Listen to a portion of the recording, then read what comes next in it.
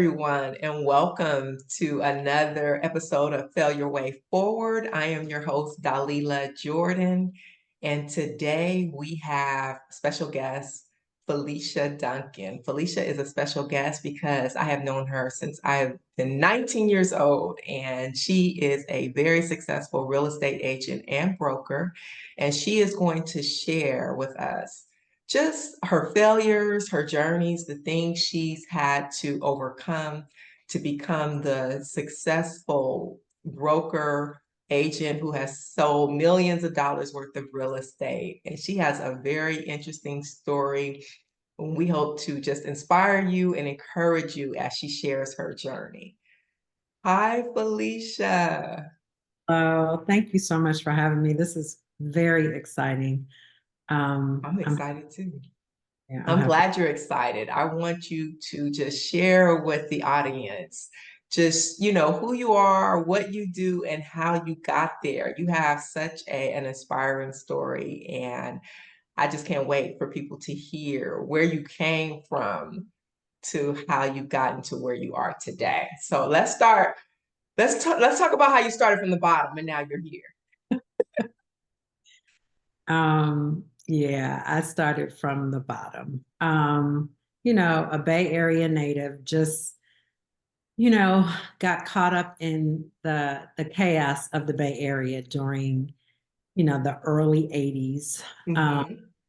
Unfortunately, my mom was got caught up in the crack epidemic, and so that left us, me and my sister, sort of, just fending for ourselves during those times. Here I am, like middle school, my little sister's in elementary school, and we're just trying to figure it out because my mom is struggling. And in the midst of all of that, my sister passes away. So my Wow. sister was killed in a car accident, and my mom spiraled like out of control. And for me at the time, I was 15 years old, and I knew a couple of things. One, that I didn't want to get caught up in what was going on around me. So it was drugs and violence and, all the things. But I also knew that, there had to be a better way. I really didn't know what that way was. I didn't have a whole bunch of guidance around it. I just knew that the existing way was not what I wanted for myself. It didn't feel good. It was hard. It was embarrassing. It was, it wasn't a place for a 16-year-old, it wasn't. And I have family who loved me. I wasn't on the street. My mom, we were never homeless. I So have your mom family. was functioning, able to take care of you. She was functioning until she wasn't. You know what I mean? Like she was functioning and able to keep a roof over our head. But then when she decided to enter into various drug treatment programs, it sort of left me with the family, So I live with my grandmother, I live with my aunt. I even live with one of my friends and, my father. And that in itself was just a whole bunch of uncertainty. You know what I mean? It was like, well, I know that I'm here, but I'd rather be with my mom, but I know I can't be with my mom. And so I have to make the best of being here. So I went through, living with my aunt, and my aunt and her family were wonderful to me. My aunt and her husband, they treated me like their own, which gave me, it was in this, at the time, I didn't know, but as I speak today, I know it was nothing but God just, you know, protecting me, giving me peace, giving me security. That's what it was. Because I knew that we would eat there. My aunt and her husband, they came home at night. We didn't have to worry about, the lights being on or anything like that. Um, but in the midst of that, I still, in my, just sort of wanting to be with my mom, it just never felt like home. It never felt like home. And my mom, when I was 16, she left and never came back. So I never lived with my mom after the age of 16 years old. Wow. Um, So did that cause you, it seemed like that would have caused you to grow up a lot faster and become really mature. Because when I met you at 19, I thought you were a whole grown up. I mean, you could cook white beans and neck bones, cornbread. When we were in college, I would come over to your house and I would be like, how you know how to cook all this, girl? And we would eat lunch and have a whole like Thanksgiving spread. So from my perspective, now looking back, that probably caused you to grow up and mature a lot faster where you could have these phenomenal kitchen skills. Well, absolutely, because so even though, I was separated from my mom at 16, we're talking about 12, 13 years old. I was calling the PG&E place to keep the lights on. I knew how to, make payment arrangements and get a tab running with the guy at the corner store until my mom got paid. Like I knew how to do grown people stuff. And I was the Wow. kid to take care of my sister because my mom at times, just mentally wasn't in a space to even take care of her. And so I was grown. I felt like I could not enter into um, childish spaces. You know what I mean? It was like Really? I have adult stuff to do. Like I got to make sure this girl eat and this house is clean and that my clothes are clean because my mom wasn't in a space to do those things. Like she was not doing that kind of stuff for me. And so really early, I had to kick in the gear. If I didn't want to wear dirty clothes to school, then I had to sort of figure out, okay, we don't have laundry soap. I need to take this dish soap and wash these clothes in the sink so that I won't be the dirty girl tomorrow at, school. And so it did force me to grow up. And even as an adult, I am learning to exhale a little bit and because I'm serious, I just be like, this is not a game, nothing is a Life game. is not a game. Life Right, is serious. right. But Serious things can happen, and being exactly. immature, detrimental things, and there are serious consequences for you not taking care of your business. Right. And so now as an adult, I have to give myself some grace around having a good time and, just having the space to, let down my hair. And I don't have to work, 23 out of the 24 hours. And I can, go to an event and, fellowship and, spend time with friends or just veg out and watch TV. Like that kind of stuff to me in my very early, I would say from, my very late teens to late 40s, I'm not doing that. That's a waste of my time. Like I have stuff to do. And so I was in this, I stayed in a fight or flight mode. I stayed in a survival mode because I never felt like I had the space to, no one was going to carry me. One of the things that I say to myself all the time is that no one is coming to save you, girl. Like you better get it together. No one is coming to save you. It's it's nice when people help and lend a hand, but at the end of the day, I cannot let myself down. And so that mentality is what sort of got me into the space, right? And not moving too far ahead, but in the midst of all of these things, there were trials, there were major trials. I mean, just getting caught up with the wrong people and, just getting entering into stuff like, people, I had a one friend in particular who would, she got caught up with some checks. And, I'm like, well, okay, so all we got to do is write them and get all the stuff that we want from the store and never have to pay again. Like, okay, that sounds doable. And in that moment, it felt like the right thing to do. But at the end of the day, it wasn't because I don't have no peace around this. Like, this is not the way that I want to go. This is not the life that I want to live. And um, through the trials, I just sort of saw like, okay, I need to live an above board life. Like my life, I don't need no problems with my credit. I don't need no problems with my money. I don't need no problems. I don't want, problems with other people. Like I need to, because that's where I find peace. I didn't do well with not paying my bills on time. It would, I would be scared, frustrated, like, man, my phone gonna get turned. Like, I don't like that. And so it required great sacrifices, not being able to do a lot of the things that, my friends were doing because I just couldn't afford it. I couldn't afford it mentally and I couldn't afford it financially, Um, Wow.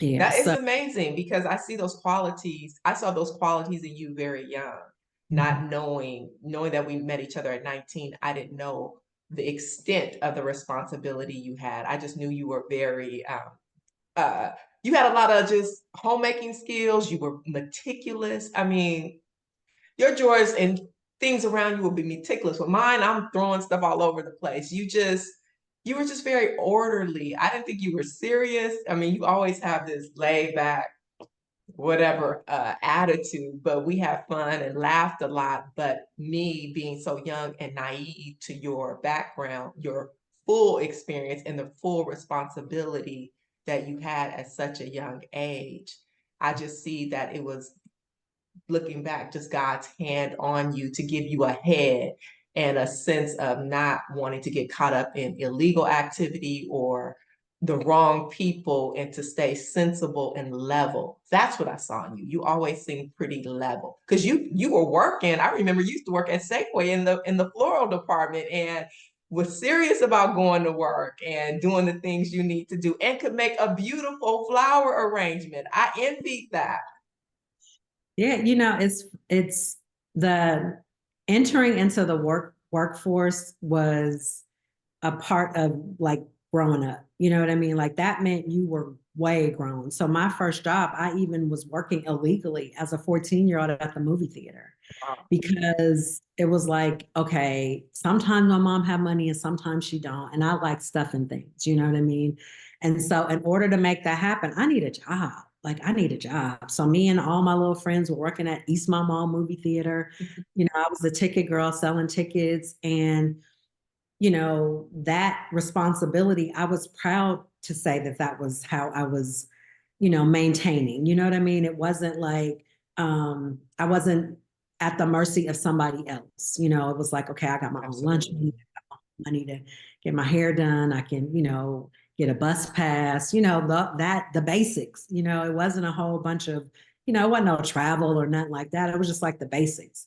And so that's what work taught me. It was like, okay, if I get into a space where if I could just take care of Felicia, in the moment, take care of Felicia, then I'm good. I'm good. And I knew that education was the other leg for me where I was like, well, in my family, we don't have to this day, we don't have people educated past high school for the most part. You know what I mean? It's a handful of us that are at this stage. But during that time, it was like nobody. So it was like, I feel like that's the way to go, although I'm going to school and really don't even know what I want to do or what I want to be. I mean, when I was younger, I had braces as a young child. And, I thought I wanted to be a dentist until I saw the requirements around, science. I'm like, oh, heck no, I ain't doing that. I know I'm not doing that. But I entered into college thinking, that it was going to be the way out, right? Like the way it was like, if I get an education, then I can get a better job, then I can, possibly get a car. You know what I mean? It was that basic. It wasn't like even a house, it was like a car and maybe an apartment with one of my friends, or you know what I mean? Like just the basics. It wasn't even about like the glamorous life at all. It was about just the basics during that time. So you grew up in Oakland, your mom struggled with drugs, your sister died very early. You did have family support, but you had a great sense of I have to take care of me because no one is coming to save me. And I think that's phenomenal because you know, or you see people that go through things and sometimes they don't have that drive, or they give up, or they don't get it maybe immediately that I got to get out of here and make it. They may, lean to crime or lean to whatever drugs or whatever it is that they may feel can help them excel in life or ease some of the burden or pain. And for you not to do that is remarkable, and to have such an urgency and the awareness at a young age that I got to take care of myself, and to get a job, to lie at and say you're older just so you could work for the basic necessities. Right. Yeah. I mean, and it was God's grace because when I look back at, the we were it was it was the neighborhood. It wasn't just Felicia going through this. You know what I mean? It was other kids who had parents on drugs because, crack was a big deal. It took over Yes, Oakland, you know what I mean? And absolutely. so it wasn't just me. I just knew that for me, I'm not I'm not touching hot coal. I'm not touching hot coal. And so that's going to require me to, take some steps back. And, you know, there are certain things. I mean, I remember even like my junior prom. I wasn't going to go to my prom because I couldn't afford it. And I wore my cousin's dress. I wound up going to prom, but I like wore my cousin's dress and her shoes that hurt my feet, all of the things, because otherwise I would not have made it to, the prom. And so many of my peers were in my opinion, better situations. You know what I mean? It's like they go to prom and the family come through and they get, you know what I mean? All those things. And for me, it was just like, I remember going to prom, me and one of my friends and Marisha, we went to prom and my grandmother's like beat up Nova, the floor had a hole in it. And we was just like, just park around the corner and, you know what I mean? Like, We'll don't pull, walk, huh? go walk. Yeah, exactly. And so that reality, in the moment, it was what we had to do. You know what I mean? It was what we had to do in the moment. But even those times, I never got comfortable there, right? Like I never settled there. Like that was never enough for me. It was like, okay, I got to figure out like next time, how am I going to buy my own dress? You know what I mean? Like, like that was me. It was always about the progression of, just sort of the next steps, the next steps, the next step. Like, because I know it's something better because I see it. I see Yes.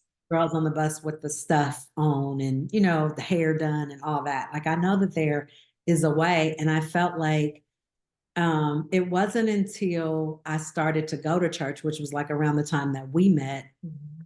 that I became so inspired by the word of God and the possibilities for my life. I'm like, wait a minute, he can Wow. do exceedingly and abundantly above all that I could ask or think. I never even heard of that before. Like, that's a lot. Like, that's gonna be like, What can I think about that I want that he can do? exactly. And that, as I started to go to church, and initially, even that was new for me because it was you were embraced in a way that I was like, man, like, people, I Definitely. love you, sister. And you're like, you love me. You don't even know. Right. Like, what you Right. know? And because I didn't come from that kind of family, the love displayed in my family was shown, not spoken. So if you got a place to stay and we feed you, that means we love you. You know what I mean? Like we ain't gotta hug you and Mhm. check your homework and go to PTA night. We ain't got to do all that. We just got to, And so when I got to the church, it was like, okay, like I like this community of people who look like me, who are very supportive of where I am in my space. At that time, I was going through um, making college permanent, and, they were very supportive of that, very encouraging of that. There were some women in the church who were older than me who really befriended me and, took me in, and it made me want to be in the space. It made me Absolutely. like, oh, I like this, I really like this. And I get God on top of, these, this my new family, on top. Absolutely. I felt that way too. Definitely embraced by our church home and the members, the women and men, and just got a real solid foundation and rooting in God Mhm. and encouragement through classes, through Sunday services. It was just a real phenomenal environment, life changing, right in the Exactly. middle of East Oakland. It was Exactly. life changing. And it was almost like a new form of education for me. It Like was it definitely. was so much that I just Me wasn't too. aware of. Like when I Yes. was little, we would go to church on Easter, you know what I mean? But they would smoke cigarettes in front of the church. So Yeah. it's like this is no different from anything else, but this church environment, which is, obviously Axel Gospel Church, it was so different. It Like was and teaching. We got a lot of teaching.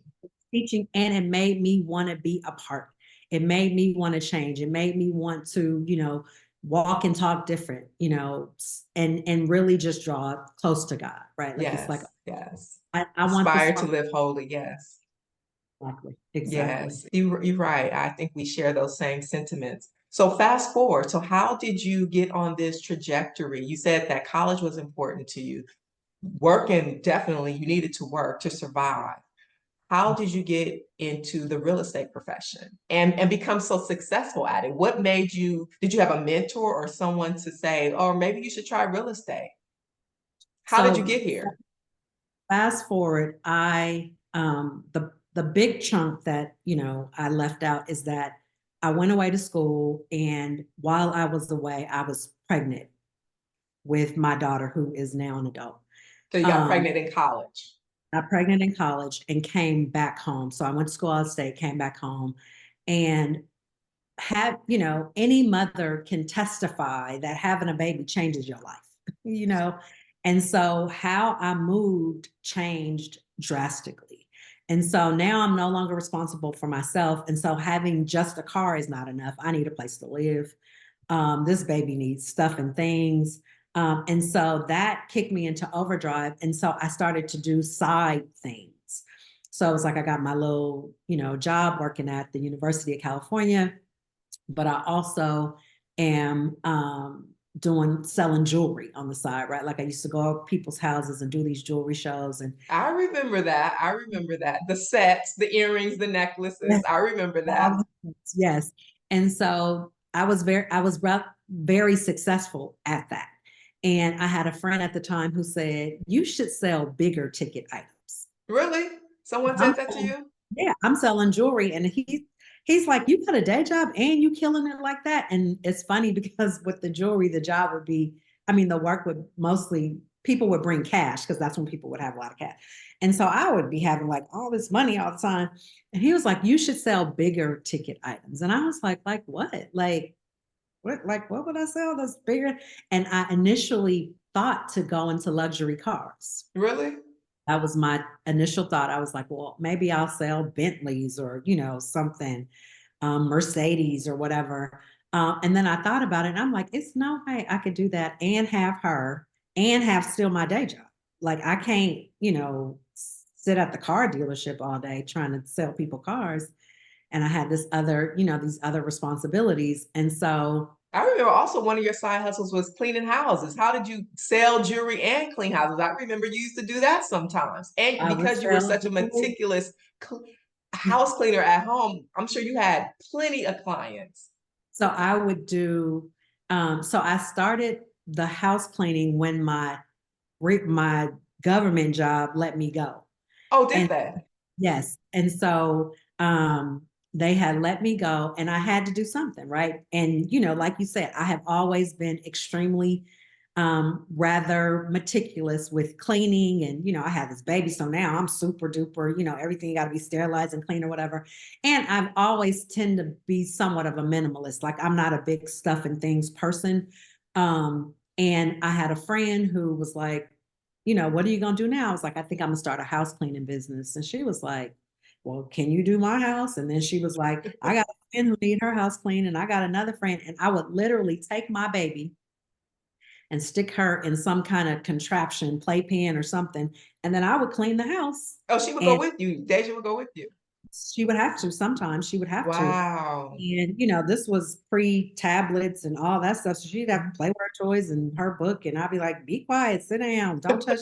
You know.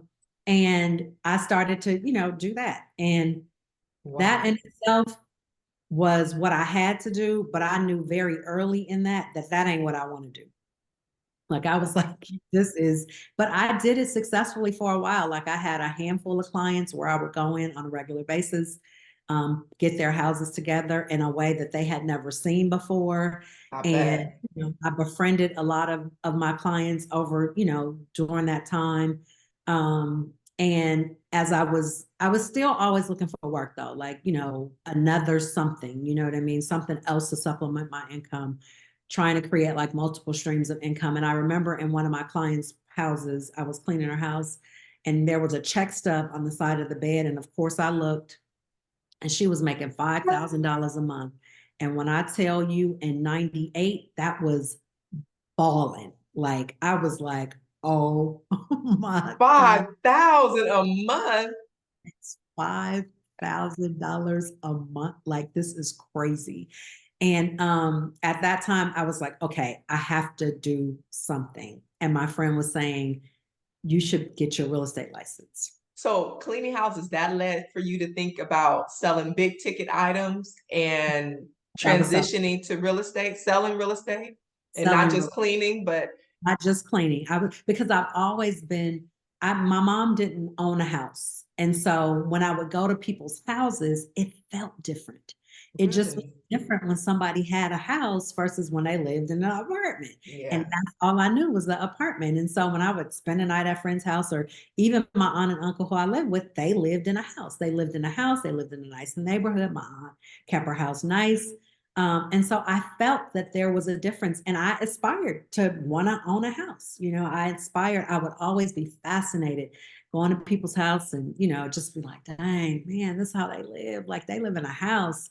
And yeah. so while selling jewelry, I got my study for my real estate license, and talking about failing forward. I did not pass that exam the first time. You didn't? Girl, no. I was like, how about I didn't pass the second time? You only get 3 times to take Oh, the you can test. only take the real estate exam in California 3 times? I did You, not know that. you get once you get all the credentials and the prerequisites, then you could apply for the test. Once you apply, you have 3 chances to pass, or you have to reapply. Okay. I didn't So pass you the first. can take it again, but you have to start all over. You have to start all over. So I didn't Okay. take the first time. I did not pass. Like I failed epically, like epic. Like it was like, did you even answer a question? Like, and then the second time I got really close because they tell you your percentage. So you need 70% to pass. I was at a 69 the second time. Wow. I was like, okay, I'm gonna do this, Almost there. and I'm gonna get this time. And they don't tell you what your score is, but the third time I passed. Well, I have always had a mentality to run my mouth, talk about, whatever. And I would immediately got my license, and I was like, I'm a real estate agent. Like this, I'm a real estate agent. Um, After not having no experience, probably none, no clients, but no at least clients, speaking it, I am a real estate agent. And that's important because people, you got to see yourself as that thing. You got to speak who you are, where you going, what you doing. I would be like, I'm a real estate agent. I'm a real estate agent with my broke, but I was a real estate agent. And I remember sharing this with my aunt, who we were standing in front of her apartment complex that was owned by one of her friends. And the lady was like, how you doing? I was fine. She was like, what you up to? I was like, I'm a real estate agent. And she was like, are you? She was like, I need to sell this building. It was a fourplex in Oakland on the Cold Street. I'll never forget. What? 619. Not the building. He was like, I need to sell. I was like, I can sell it for you, girl. I didn't even know where the paperwork was, let alone, what I was going to do to sell this woman's Well, property. thank God you could run your mouth because that led you to your first client. The first thing that I think about is, fake it till you make it. And that was me. That I was like, I could sell this. Like, this is no problem. This is what I do. I'm a real estate agent. I went back to my office, had the people help me fill out the paperwork because I didn't know what I was doing at the To list time, it. right, to list the property. This was pre-electronic signature stuff, so you got to print and fill in and all that stuff. And I go there and I take a listing, and it sells. It sells successfully. Did it take a long time? Was it quick? Or Take a long time. It was a standard less than 30 days in contract. So transaction wow, from start to finish was like 45 days. that's awesome. But what was awesome was my commission check. What was It that check looking like, Felicia? was $9,000, and it changed my life. Okay. When I tell you all the woes that I had, all the back tuition and all the preschools or whatever, Expenses, 9,000 in one payment. That's good. anything. Because remember, this woman I knew made 5,000 a month. Oh, I right, got a right. check for 9,000. I'm For like, one transaction? one transaction. So that in itself, I tell people all the time, as a I get not loving money because it's a false god. It's a very false god. But I will tell you that it is a motivator for me To make money. because it allow to make money because it allows me to it affords me privileges that I appreciate, that I would not have if I did not have money. And so I was like, well, if I did more of these, you know what I mean? And I could do as many as I want at one time, and I could have like $9,000 coming out a month. Like, I'm like, this is You're unbelievable. gonna be rich. Be rich, right? Exactly. And so that opened my eyes to the industry and what it could, afford me. But it wasn't easy, meaning I still needed a job. So left the cleaning business Now, why did you still need a job, even though because you are a new realtor? I was a new realtor and I had business, but I didn't have it consistently enough to, take care of us. And to be honest with you, Dalila, I did not trust it enough to Wow. just take that leap. You know what I So mean? you didn't trust the profession, like this could have been a I didn't trust the whim. profession because I was raised on you need a job with good benefits. You need a check coming in every 2 weeks. You don't need to have a sales job that you don't know when you're going to get paid, And so from my cleaning business, had a friend who introduced me to, a government, a A government, 9 to 5. right, a 9 to 5, which was a blessing. I had the 9 to 5, and then was still selling real estate. I would sell it. I would show houses after work on the weekend. Every opportunity I got. Sometimes on my lunch break. And I got into that job and felt like, okay, I can exhale. You know what I mean? Like now, my baby got benefits. I got this real estate money, and I could afford to do things like I got a nice car. It wasn't the best car, but I had a nice car that was dependable. I could cover her tuition without worrying about how we were going to do that. We could travel. I could go to Disneyland. You know what I mean? We could do some stuff. And so I did that I've been licensed for 18 years, but during that period of my life, I literally sold real estate for about 11 years and had a day job. So So you sold real estate 11 years with a job because you didn't trust that you could make real estate your full-time job. I did not trust that I can make real estate my full-time job. And So that was just fear and what you were conditioned to absolutely, it was mindset. It in your was mindset. mindset. Absolutely. It was playing it safe. It was, playing it safe. That's what it was, because it was safe to go to my job that I really didn't even like. I wasn't even, you Mhm. know what I mean? I started off as an administrative assistant and then eventually became an analyst and a manager, but I didn't like it. I didn't like having to be anywhere at 8 o'clock in the morning. And that means I got to get up super early and take this girl to school and all. Like, I didn't like that, but it was what I had to do because I had benefits. I had that check every 2 weeks. And so after being on my job all of those years, I was in a department where they were starting to lay off. And I was making money in real estate. Like I was making money Still with your job. still with my job. And so my executive director for my department, I saw what his pay was, and I was making more than him in real estate. Wow. At a day job, I was making like my $65,000, but in real estate, I was making way more than that. And I realized that when I had to do my taxes and had to pay for the first time in my life, I'm like, I gotta pay taxes like I normally get to earn income A credit, lot of get a taxes, huh? refund, and all of that. Now I gotta pay. Like, oh my God.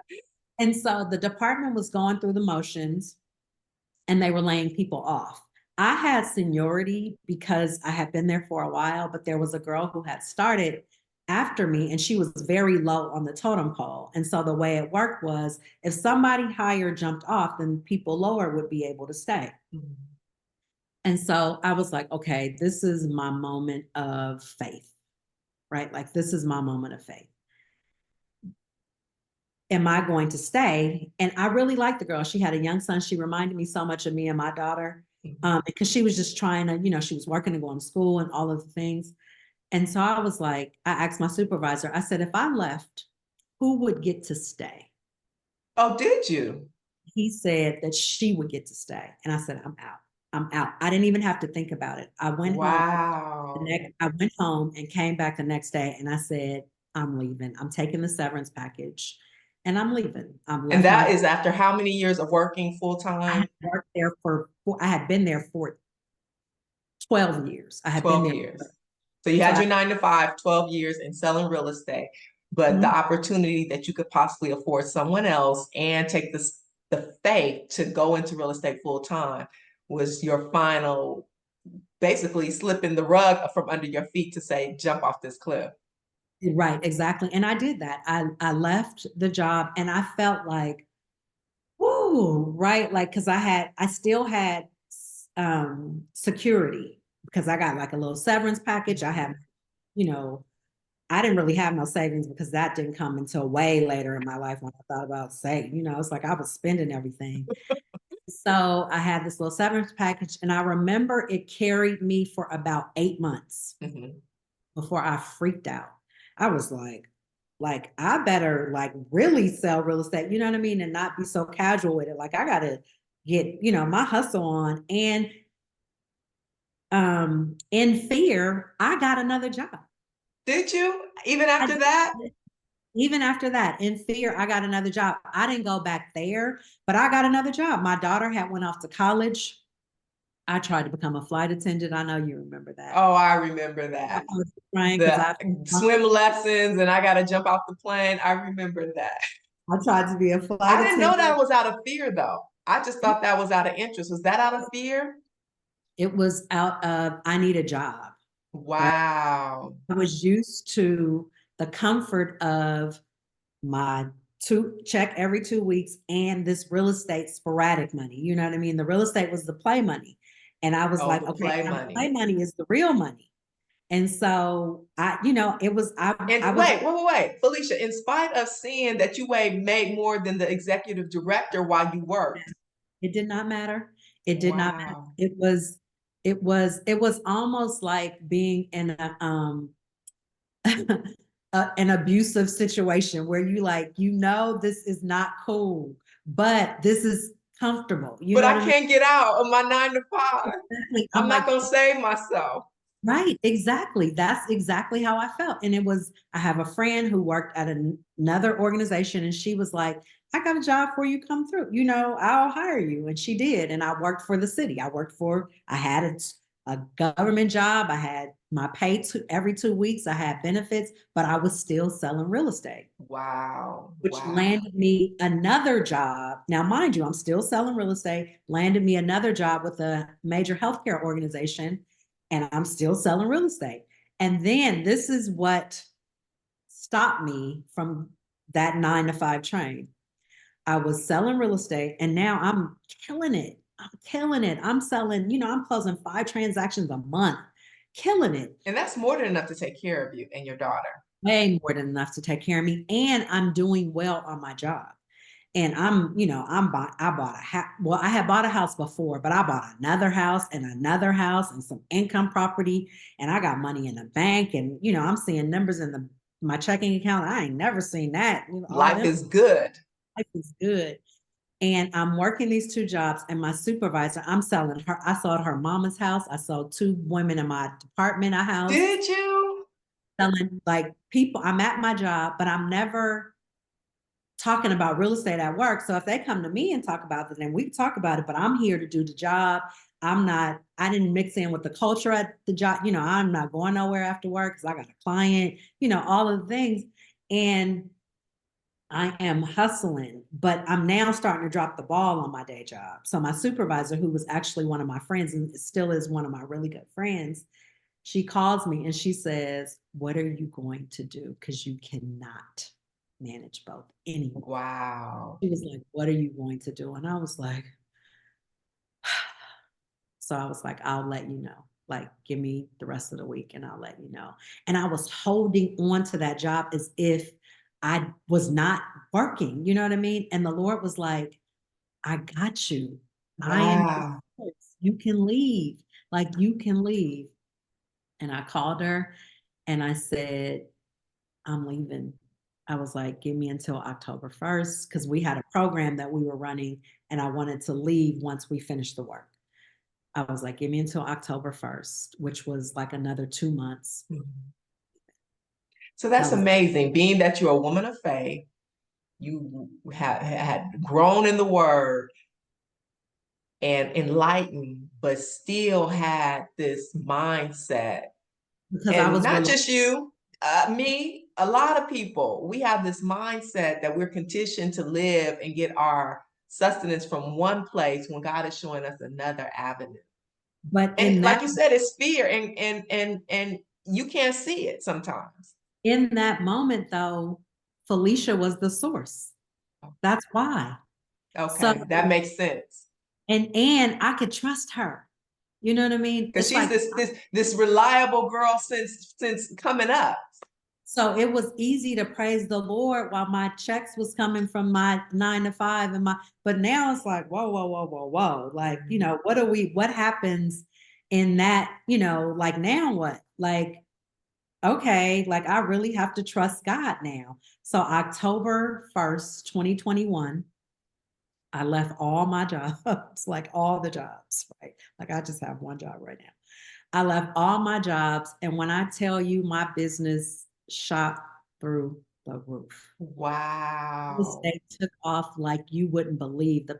I was in the midst of the pandemic selling houses left and right. It was Wow. like houses was selling. I'm making money. I mean, I'm making hundreds of thousands of dollars a month. Like, Wow. whoa, right? Like, whoa, things Whoa. paying cash for cars. Like, but what I will tell you is that in the midst of it, I am leaning on God like never before. Like there was nothing, tunnel vision was that. It was straight tunnel vision where it was like, I don't know what's going on left or right. I know that I am fasting, I am praying, I am in this word, I am speaking it, I am walking it, I am witnessing to people, I am living this life. And at first, it was like, almost out of obligation, you know what I mean? Almost even out of fear, like if I don't do this, God won't do that. But then it just turned into a way. Like it was Wow. who I was. It was just, what I did. And I would always say, I'm a huge tithe payer and I have not missed paying tithe since I was about 23 years old. Every penny I have made, I have paid a tithe.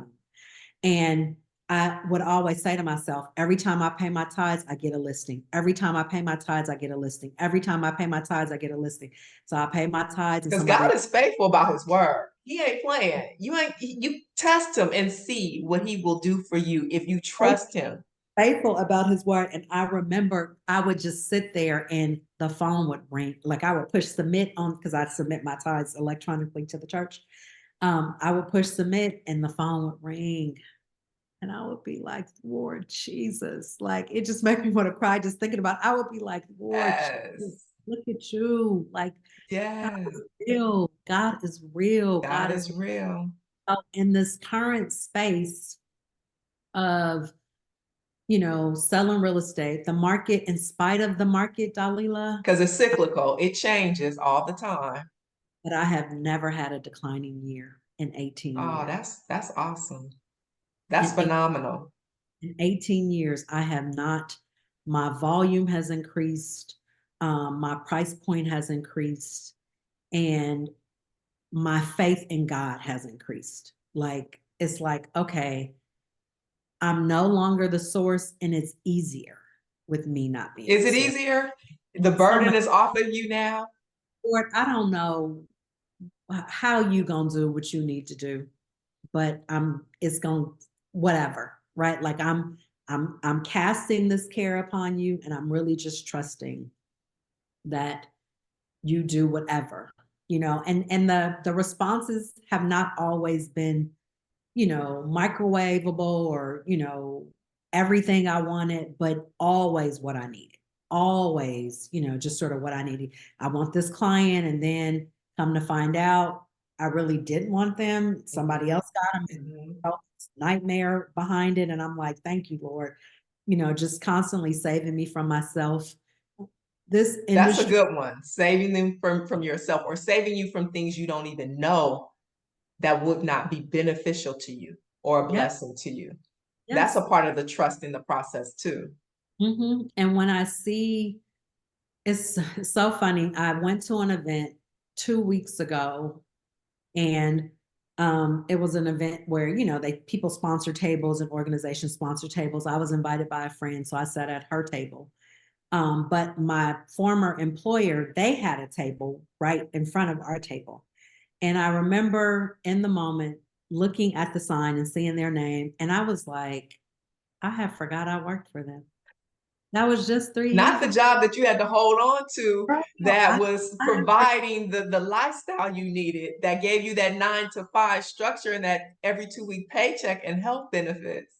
You forgot. forgot you worked for them? I saw the name and I was like, oh yeah, like they totally exist. That was another lifetime ago, huh? Right. They totally exist, but I didn't even, and I think that I detached myself from anything that wasn't my heart's desire naturally, meaning I don't want a 9 to 5. I don't, I like the independence that I have in the autonomy that I have in running my business. I like how my business affects people's lives and the role that I play and the relationships that I build. And, I'm imagining that there are some, traditional 9 to 5s that could give people that same thing, but it doesn't do that for me. And I like the fact that in this business, I am the extent of my success is based on the extent of my effort. I love being rewarded for my effort. And I work really hard for my clients, and I reap the benefits of, seeing them happy or getting them a deal or helping them, get the kind of return on their investment.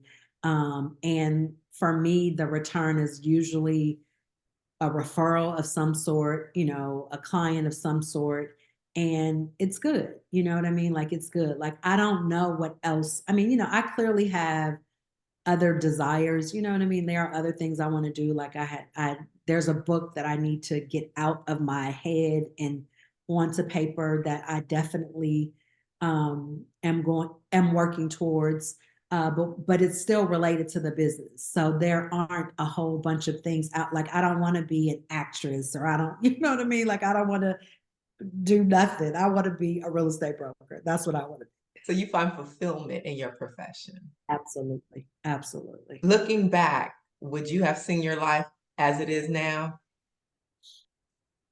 I would say not this measure of detail, but in terms of coming out on top, absolutely. Oh, yes, Ab- absolutely. Absolutely. I don't, I, my knowledge of the word of God and the promises of God have been so ingrained in me that I don't know how to see it any other way. You know what I mean? Like I don't know how to see it other way. And even before faith was dropped, even before I developed faith as a teenager, even before that, I felt, hopeful, right? I felt that, things were going to be different for me, like in a major way. I felt that. Absolutely. And they are. You are a shining bright. You are always just consistent. And I see what God has done. And that's why I wanted to share with the audience just your journey. I mean, from cleaning houses to selling millions of dollars worth of real estate is phenomenal. And there was nothing too little for you. And now I think there's nothing that you're not going to be able to not do. Amen. And I am excited for you and I'm thankful for you sharing. If you could offer words of wisdom or inspiration to someone that, may have come from circumstances like family structure, mom having her own issues, having someone close to you die, and inspire them, even though it may not look like they are going to win or their circumstances aren't something that are dire, and what would you say to them to encourage them? So I would clearly start always by saying, if you don't have a relationship with God, make that a priority. Just make it a priority, because the kind of wisdom and peace that comes with it Peace. prepares you for challenges. And so after that, you do that, or in the even in the midst of doing that, because even for me, it was like, this constant growth, you know, 2 steps forward, 10 steps back, 2 steps forward, 15 steps back, um, I would say for somebody who is just, really trying to get on the other side, I would say do the hard stuff, because sometimes people look for an easy way out. And I don't know that there is one. You know what I mean? I really don't know that there is one. And doing the hard stuff and not being afraid to fail is how you can get ahead of your trials. You know what I mean? Like, Absolutely. and don't avoid them. Don't run from them. If you dealing with something hard, do it crying, do it, Yes. do it, Despite failing multiple times, fight, do it again.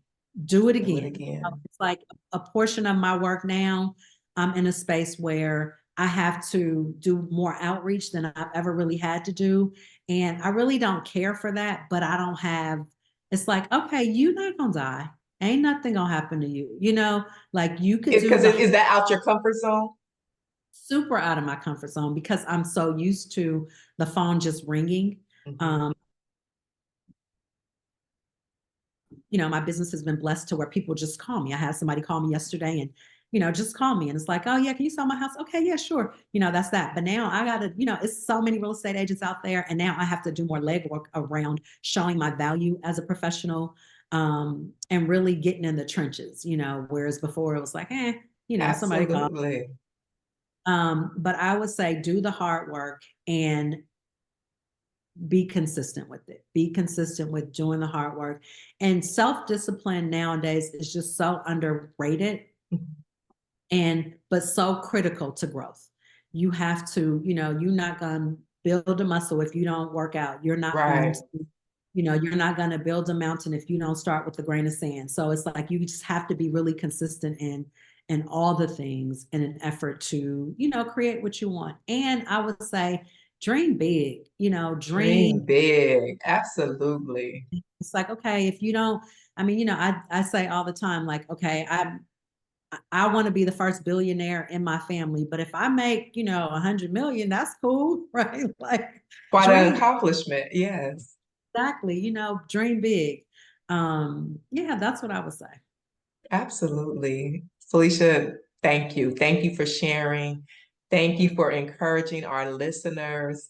If someone wanted to use your services, how can they find you? So they could just go to my website. It's my name. It's Felicia at FeliciaDuncan.com. It's FeliciaDuncan.com. And all of my contact information is there. Great. Well, there you have it. You can contact Felicia if you are in need of real estate services in the Bay Area, California, and she can help you. Thank you for sharing your story, Felicia. I love you and I appreciate you. And you encourage me today. We're that for each other. You always encourage me. So we are definitely Oh, thank you. All right. Thank you. all right. Talk to you later. Bye bye.